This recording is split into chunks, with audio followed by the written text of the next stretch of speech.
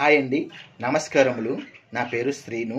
మా YouTube channel వచ్చేసి Srinu Garikina. Okay అండి, ఇప్పుడు టాపిక్ వెళ్దాం. ఇప్పుడు మనం వెళ్ళే టాపిక్ ఏమిటంటే మన జీవితం గురించి, మనం ఏ విధంగా బతకాలి, ఎలా ఉంటే సరిపోతుంది అనే టాపిక్ మీద నేను మీకు చెబుతున్నాను. ఓకే, టాపిక్ వెళ్దాం. ఓకే అండి, అయితే ఇప్పుడు చాలామంది డబ్బు సంపాదిస్తున్నారు, నాతో సహా. ఏదో కూలి పని చేసుకోనో, లేబర్ పని చేసుకోనో, ఏదో ఉద్యోగం చేసుకోనో, ఏదో ఇంకొక పని చేసుకోనో మనం బ్రతుకుతూ డబ్బు ఇంత సంపాదిస్తున్నాము. కానీ మరికొందరికి ఇంత సంపాదించాలి, ఇంకొంతమందికి ఇంత సంపాదించాలి అంటే డబ్బు మీద ఆశ, ఇంకా ఇంకా సంపాదించాలని ఆశ.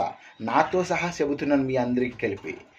నేను డబ్బు సంపాదించడం మీ అందరూ సంపాదిస్తున్నారు అని కాదు, నాతో సహా అందరూ సంపాదిస్తున్నారు. అందరి గురించి నేను మాట్లాడుతున్నాను. ఓకే, ఈ డబ్బు మనం ఏ విధంగా జీవించాలి, ఎలా ఉంటే సరిపోతుందా అనే టాపిక్ మీద ఏమిటంటే విషయం, ఇప్పుడు మనం డబ్బు సంపాదిస్తున్నాం. ఈ డబ్బు సంపాదించిన డబ్బు అంట మనం ఏం చేయాలి ఏంటి అనేది మనకు తోచదు. ఒకవేళ తోచినా సరే మనం భూములు, పొట్టలు, లేకపోతే ఇంకోటి ఏటో ఎక్స్ట్రా ఏవేవో కొనేస్తాం, లేకపోతే ఇంట్లో ఉంటాయి. అవి అందరికీ తెలిసిన విషయం. తినడానికి మనకి తిండి ఉండాలి, ఉండటానికి ఇల్లు ఉండాలి. ఉండటానికి ఇల్లు, తినడానికి 3 పూట్ల తినడానికి తిండి ఉంటే దానికంత ఆస్తి మించిన ఆస్తి ఇంకేమి లేదని నా ఉద్దేశం. నాతో సహా చెబుతున్నాను. నాకు ఉంటుంది. సో డబ్బు సంపాదించాలి, ఇంకా ఇంకా ఇంకా డబ్బు సంపాదించాలని ఉంటుంది. కానీ చివరికి మనం ఎంత సంపాదించినా సరే చివరికి చనిపోతే ఒక్క పైసా కూడా మనం పట్టుకెళ్ళలేము.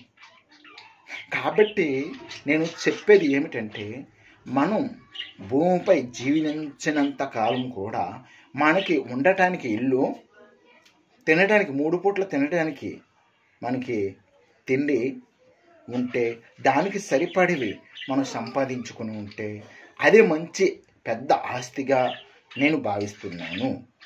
మీకు అర్థమై ఉంటుంది. అంటే డబ్బు సంపాదించవద్దు, ఇది సరిపోతుంది, ఇల్లు ఉంటే చాలు, మనం తినడానికి 3 పూటలు తిండి ఉంటే చాలు అని చెబుతున్నా. అది ఆస్తి అని చెబుతున్నా, అదే పెద్ద ఆస్తి అని చెబుతున్నా. ఇది ప్రతి ఒక్కరికి కూడా అర్థమై ఉంటుందని నా ఉద్దేశం.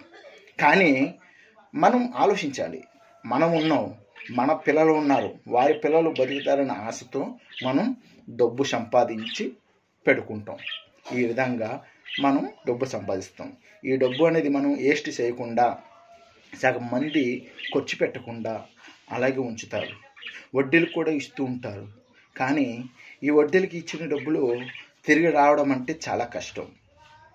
తీసుకున్నప్పుడు బాగా తీసుకుంటారు అందరూ, ఇచ్చినప్పుడు మాత్రం ఏడుస్తూ మనకి ఇస్తారు. మన డబ్బు మనకి ఇవ్వడానికి ఏడుస్తుంటారు. అందుకని మీరు సరిపడా, అంటే మనం కష్టపడుతున్నాం, కూలి పని చేసుకున్నాం, లేబర్ పని చేసుకున్నాం, ఏదో ఉద్యోగం చేసుకున్నాం, మనం కష్టపడుతూ మనం జీవితం కొనసాగిస్తున్నాం. నా ఉద్దేశం, మనకి ఉండటానికి ఒక మంచి ఇల్లు, తినడానికి 3 పూట్ల తిండి ఉంటే చాలు. అది నాకు పెద్ద ఆస్తిగా నేను భావిస్తున్నాను అని నేను మీకు చెబుతున్నాను. Okay, thanks for watching. Thank you so much. Hi friends, bye bye.